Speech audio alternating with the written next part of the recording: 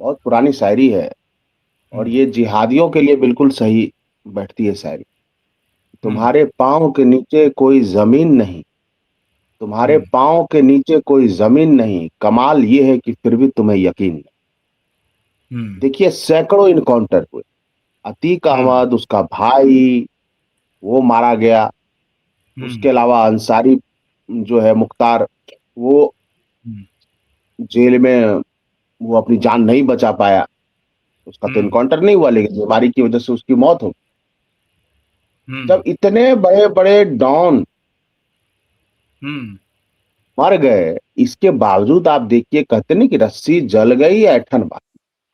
हम्म। अब ये लड़का जो है, देखिए हमें तो दोनों के जान के लिए अफसोस है, लेकिन हम्म। अगर सूर्या चौहान के साथ जिहाद नहीं करता ये असद, तो असद हम्म। भी जिंदा रहता और सूर्या चौहान भी जिंदा रहता। भाई बिल्कुल। जियो और जीने दो का सिद्धांत जो है वो तो तभी होगा ना कि हम्म। जब आप दूसरे के जीवन का सम्मान करें। मान लीजिए हम्म। बहुत सारी बातें, एक जमई है सपा के, उनका कहना है कि असद की, तथा कथित कथित रूप से कि हम्म। असद की सिस्टर का सूर्या के साथ जो है हो सकता है कुछ संबंध था। अब क्या था देखिए, हम्म। इसमें शक भी हो जाते, लेकिन अगर मान लीजिए कुछ था भी, तो पुलिस है, हम्म। उसके लिए काउंसलिंग होती है। किसी का बिल्कुल। ये कह के कि आओ बकरीद के दिन ही, आप देखिए दिन कैसा चुना गया, वो दिन भी हम्म। बहुत महत्वपूर्ण है। बकरीद के दिन बिल्कुल। बकरे की तरह हलाल कर, बकरे की हम्म। तरह हलाल कर, सोचिए। तो कहते नहीं कि केवल आप घटना को मत देखिए, घटना को हम्म। अंजाम कैसे दिया गया। जो हमारा बिल्कुल। पिनल कोड है या जो क्रिमिनल सीआरपीसी है, तो हम्म। उसमें केवल घटना को नहीं देखा जाता है कि ये घटना हुई या अपराध हुआ, अपराध हम्म। के पीछे का इंटेंशन क्या, अपराध को किस तरह से कारित किया गया। तो आप देखिए हम्म। इंटेंशन क्या था कि बकरीद के दिन कुर्बान कर देंगे, हम्म। और बर्बरता पूर्वक जैसे पशुओं को या बकरे को जिबह करते वैसे इसको जिबह किया। हम्म। तो निश्चित रूप से इंटेंशन तो बहुत गलत था। और हम्म। आज योगी जी ने बोला भी है कि अगर खर दूषण जैसी प्रवृत्तियां हो तो शस्त्र उठाने की जरूरत भी पड़ सकती है।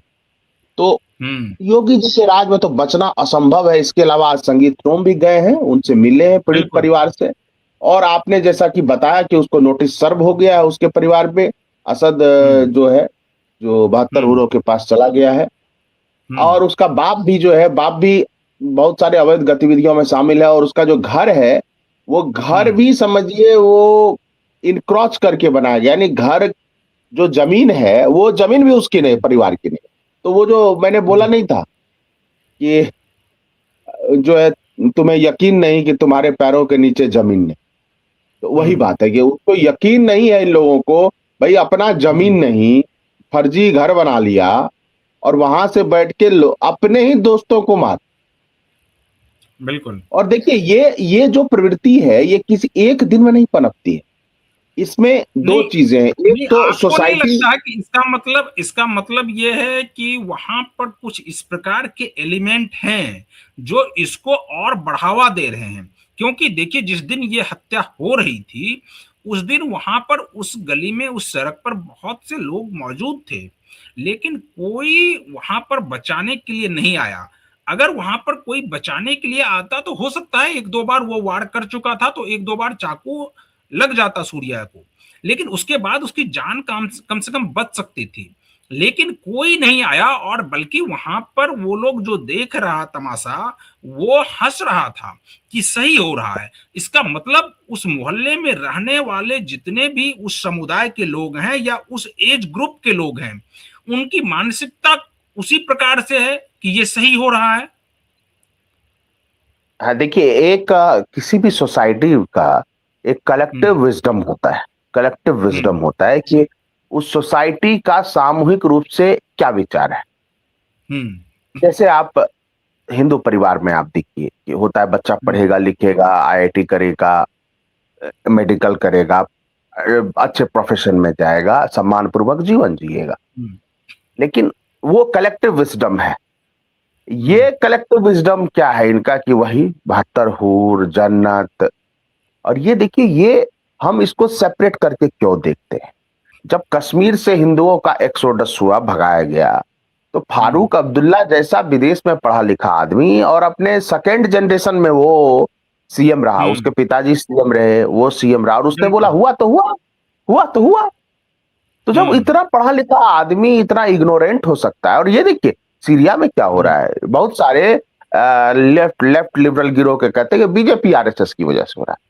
भाई पाकिस्तान हुँ, में रोज एक दूसरे को मार रहे हैं, बांग्लादेश में लोग मार रहे हैं, वहां बीजेपी आरएसएस है। सीरिया में किसको हुँ, मार रहे हैं वो एक दूसरे को? अफगानिस्तान में हुँ, कौन किससे लड़ रहा है? यहाँ तक कि जिस यूरोप ने उनको आश्रय दिया उन रिफ्यूजी को, वो यूरोप में कल हुँ, पेरिस में तांडव मचा रहे हैं, उपद्रव कर रहे हैं। हुँ, जहां देखो ब्रिटेन में अल्लाह अकबर का नारा लेके चाकू लेके दौड़ के शिकार कर लेते हैं। तो बिल्कुल। ये जो कलेक्टिव विजडम है, इसमें एक हुँ, धर्म सुधार आंदोलन की जरूरत है। देखिए हर धर्म जो है, एक प्राचीन काल हुँ, का था, एक मेडाइवल था, एक आधुनिक था। वो क्रिश्चियनिटी में भी रिफॉर्म हुआ, हिंदुओं में भी बहुत बिल्कुल। सारे रिफॉर्म हुए, चाहे वो राजा राम मोहन राय हो, चाहे वो दयानंद सरस्वती, ईश्वरचंद विद्यासागर, एकदम लिस्ट है कि कैसे रिफॉर्म बिल्कुल। हुआ, स्वामी विवेकानंद। तो वो रिफॉर्म इस्लाम में करना चाहिए, और वो मुझे लगता है इस्लाम में बहुत सारे ऐसे योग्य मौलाना हैं जो अपने समाज को दिशा दे सकते हैं। क्यों नहीं किसी मुसलमान लड़के का जो आइकॉन हो सकता है या उनका प्रेरक व्यक्तित्व हो सकता है, वो डॉक्टर हुँ। एपीजे अब्दुल कलाम हो, वो हो तो फिर क्या बात है।